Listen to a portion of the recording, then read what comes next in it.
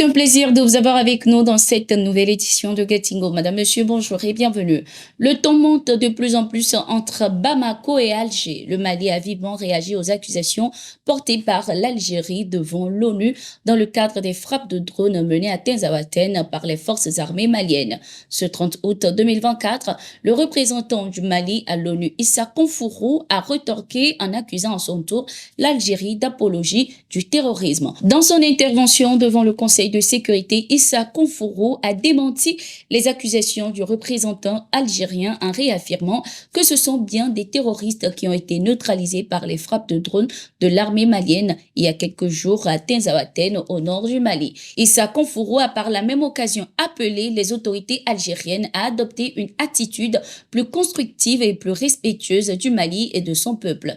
Une affirmation aussi grave qu'infondée en colportant à la légère ces informations de presse non vérifiées, l'ambassadeur algérien se fait le relais de la propagande terroriste dans notre région. Les forces de défense et de sécurité du Mali sont professionnelles et agissent dans le respect strict des droits de l'homme et du droit de l'homme international humanitaire, a laissé entendre l'ambassadeur malien. Le représentant de l'Algérie à l'ONU, Ammar Benjamin, avait accusé les autorités maliennes d'avoir commandé des frappes de drones qui ont tué des civils à Tinzaouaten et des blessés maliens ont traversé la frontière pour se faire soigner en Algérie. Les deux pays sont à couteau tiré depuis la fin de l'accord d'Alger.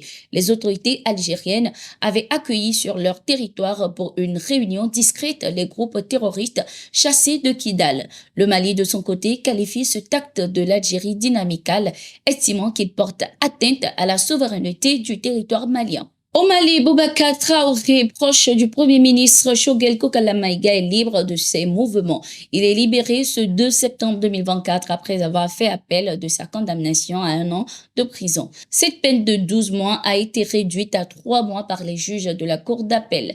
Ayant été arrêté depuis le mois de mai, il a donc purgé sa peine selon les autorités.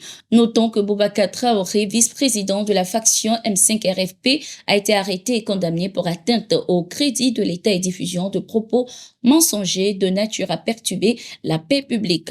On lui reprochait d'avoir signé un mémorandum de son parti qui s'attaque vigoureusement aux autorités militaires et s'oppose à leur maintien au pouvoir. Ce proche du Premier ministre malien a toujours rejeté sa condamnation en réfutant les accusations qu'on lui reproche. Ces chefs d'accusation ne sont nullement établis. Le procureur n'a pas pu en apporter la preuve. Le mémorandum publié en mai dernier par son client n'est pas un pamphlet contre les autorités militaires, mais un recueil d'idées signé pour le compte de son mouvement. C'est un bilan de ce qui a marché et de ce qui n'a pas marché depuis la rectification de la transition, a indiqué la défense lors du jugement. Une délégation du Niger et du Mali, conduite par Abdoulaye, ministre de l'administration territoriale de la décentralisation, porte-parole du gouvernement malien, était au Burkina Faso ce 2 septembre 2024. L'objectif était d'affirmer de nouveau la solidarité des présidents du Mali et du Niger à leur homologue, le capitaine Ibrahim Traoré, suite à l'attaque terroriste à Barsalougo le 24 août 2024. La délégation a également traduit l'engagement et la détermination des 3 chefs d'État de l'AES à lutter pour l'éradication du terrorisme dans l'espace AES. Tout ce qui est fait comme effort va dans ce sens. L'éradication totale du terrorisme dans l'espace AES est un objectif qui sera atteint grâce au leadership de nos chefs d'État. Les groupes terroristes évitent de plus en plus les cibles militaires pour s'attaquer à des populations paisibles. L'objectif est clair, c'est d'atteindre le moral de nos populations. Cet objectif ne sera jamais atteint, a indiqué le ministre malien. Des terroristes ont mené une attaque contre des civils et des soldats qui faisaient des travaux communautaires. Après cette attaque, les présidents Assimi Goïta du Mali et Abdourahmane Tiani du Niger avaient manifesté leur solidarité et compassion au Burkina Faso à travers des communiqués. Au Sénégal, première défaite pour le président sénégalais Bassirou Diomaye Faye. Son projet visant la modification de la Constitution à travers la suppression de 2 institutions majeures a été rejeté par les députés de l'Assemblée nationale.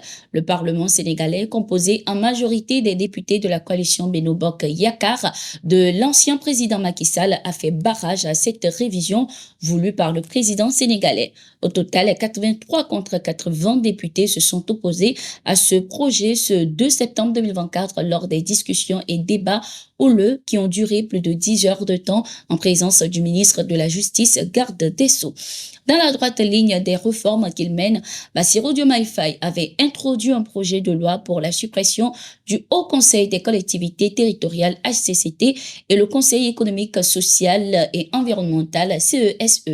Le président sénégalais juge ces deux institutions de coûteuses et inefficaces. Il avait promis leur suppression lors de sa campagne électorale. Les États-Unis veulent continuer le renforcement de leur coopération avec le Burkina Faso. Suite à l'attaque de Barsargo, Washington veut apporter son soutien à Ouagadougou pour une lutte efficace contre les terroristes qui endeuillent le pays. Lors d'une rencontre entre l'ambassadeur des États-Unis au Burkina Faso et le ministre burkinabé de la Sécurité, le commissaire divisionnaire de police Mahamadou Sana, ce sujet a été au cœur des échanges. Les deux personnalités ont réaffirmé leur volonté commune et celle de leur pays pour le renforcement de la sécurité des villes et des citoyens du Burkina Faso. C'est la première fois que je suis ici au ministère de la Sécurité pour une visite de courtoisie. Nous avons parlé de la bonne collaboration entre les États-Unis et le Burkina Faso, notamment avec la police nationale, ainsi que des moyens à mettre en œuvre pour lutter contre le terrorisme et améliorer la sécurité des villes et des citoyens burkinabés, a souligné la diplomate américaine Joanne Locard.